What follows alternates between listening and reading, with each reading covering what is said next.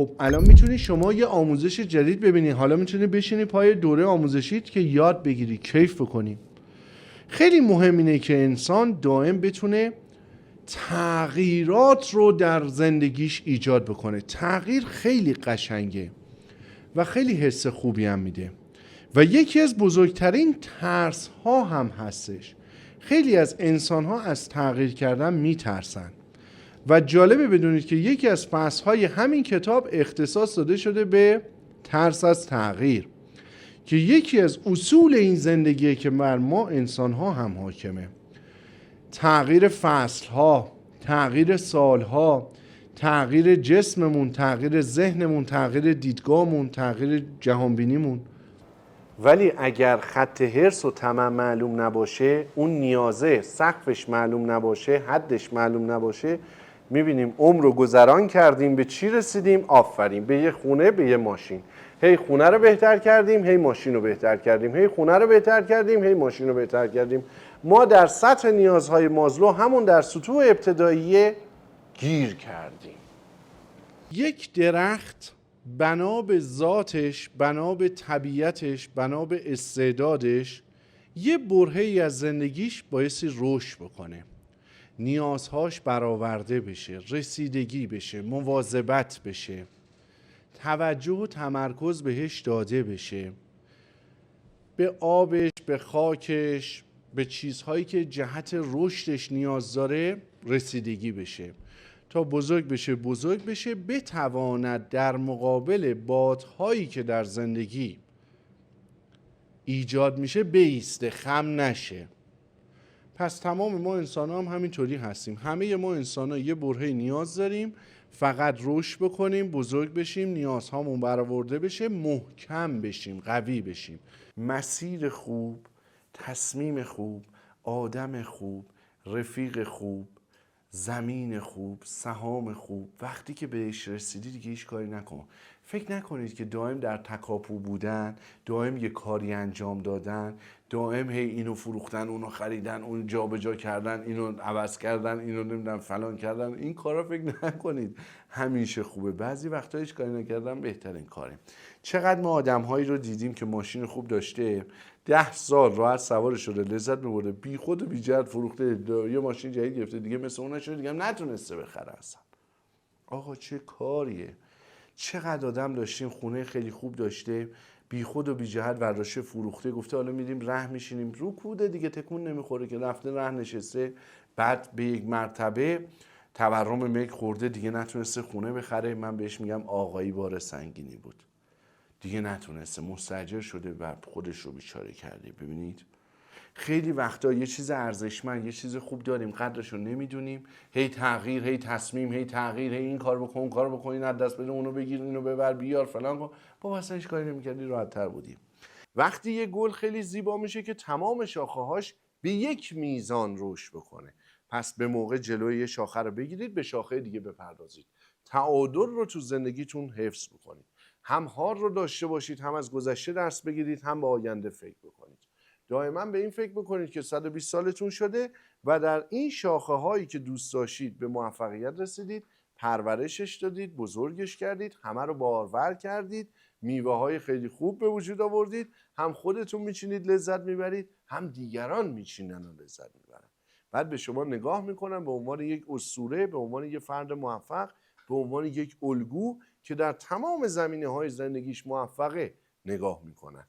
موفقیت مالی تا یه جا باشه، ولی در کنارش موفقیت روابط عاطفی باشه، موفقیت تربیت فرزند باشه، رفیق خیلی خوب داشته باشه، مسافرتش رو انجام بده، در معنویات به جای قابل قبول برسه، در خودشناسی به جای قابل قبول برسه، در هنر و موسیقی یه مقطع قابل قبولی رسیده باشه، ورزشش رو به جای درستی رسونده باشه، هیکلش، ورزش جسمش رو درست انجام بده، ورزش ذهنش رو، میزان مطالعه رو داشته باشه، آموزش رو ببینه. این یه فرد قشنگه، همه ازش راضین، جامعه کیف میکنه، همسرش راضیه، فرزندش راضیه، خانوادهش ازش راضین، خواهرش، برادرش، والدینش، تمام جنبه های زندگی برسه یه فرد موفق باشه. این خیلی قشنگتره تا اینکه طرف صرفاً تو مسائل مالی به اوج موفقیت رسیده، نتونسته همسر برگزینه، نتونسته بچه تربیت بکنه، نه ورزش کرده، نه همکارش راضیه، نه جامعه راضیه، هیچی به هیچی، نه هنری داره نه موسیقی داره، فقط صبح تا شب فقط کار بکنه و دستگاه پوز سیار بشه. این به درد نمیخوره. ما موفقیت کمتر ولی در تمام جنبه‌های زندگی موفق بشیم. یکی از چیزایی که من همیشه آرزو میکنم خداوند به هر کسی عنایت بکنه این هستش که سریع بفهمه چه چیزی رو نمیخواد. هر چی سریعتر انسان بفهمه چه چیزی رو نمیخواد خیلی خوشبخت‌تر و موفق‌تره. در صورتی که افراد فکر میکنن اون چیزی که میخواستن و بهش رسیدن و الان فهمیدن اشتباه خواستن یه چیز بده، در صورتی که برای من یه چیز خیلی خوب بوده. من تو سن 24 سالگیم دوست داشتم مدیر مالی بشم، شدم. 26 سالگی 25 سالگی فهمیدم اشتباه میخواستم و خیلی خوشحال شدم. چون اگه 56 سالگی میفهمیدم خیلی بدتر بود، چون اون موقع شاخه مدیر مالی من خیلی بزرگتر بود. حالا هرس کردن دیگه نمیشد، اگرم میخواستم بکنم سخت‌تر میشد. ولی من بعد از 2 سال شاخه مدیر مالی شدنم رو خیلی راحت هرس کردم.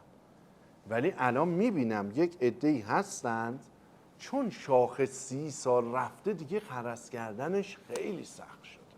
این گل رو توی این گلدون بزرگ مثلا فرض کنید اگه اینقدر ارتفاع داشت مینداختید این اینقدرش معلوم بود. ببینید شما این شکلی میبینیدش دیگه، این خیلیش معلوم. اگه بزرگتر بود شما یه کوچولو از این میدیدید. این یعنی چی؟ یعنی اینکه آدمی که میره توی جایگاهی که جایگاهش نیست یهو خودش میفهمه آقا ما اینجا هرچی حرف نزنیم بهتره، هرچی اظهار نظر نکنیم بهتره، هرچی بیخود دستور ندم من بهتره. حالا رئیس شدم، پست گرفتم، مقام گرفتم، اصلا هرچی ماشین خیلی خوب گرفته میگه بابا بذار ما سوار نشیم بهتره. ببین چیز کوچولو ازش معلوم میشه. تمام قانون زندگی آدم مات و مبهوت میمونه که طبیعت اینقدر به صراحت و شفاف داره با آدم صحبت میکنه. ولی اگر اینو من بردارم بذارم تو گلدون اینقدری چی میشه؟ اصلا همش معلوم میشه، اصلا جا نمیشه. ما همیشه نمیتونیم ویژگی‌های منفی اون کسانی که باشون در ارتباط هستیم رو حذف بکنیم، فقط ویژگی مثبتش بمونه. میتونیم همچین کاری بکنیم؟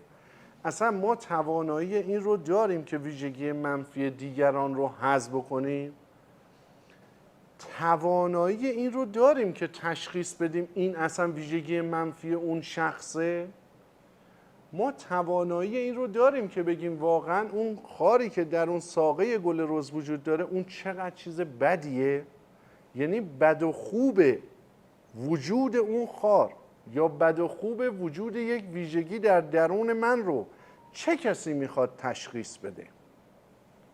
اگر دیدی حرف هم رو نمیفهمید خیلی ساده است، به ظاهر. به باطن فهمیدن همین که حرف هم رو نمیفهمی سخته. یعنی به نظر بنده قضیه کنسله. یک پیام حاوی 3 حرف انگلیسی رو ارسال میکنی و بهترین آرزوها. اگر این یه متغیر رو دقت نکنید خیلی اذیت میشید.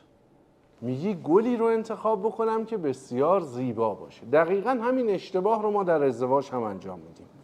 یعنی در اولین مرحله توجه ما به زیباییه.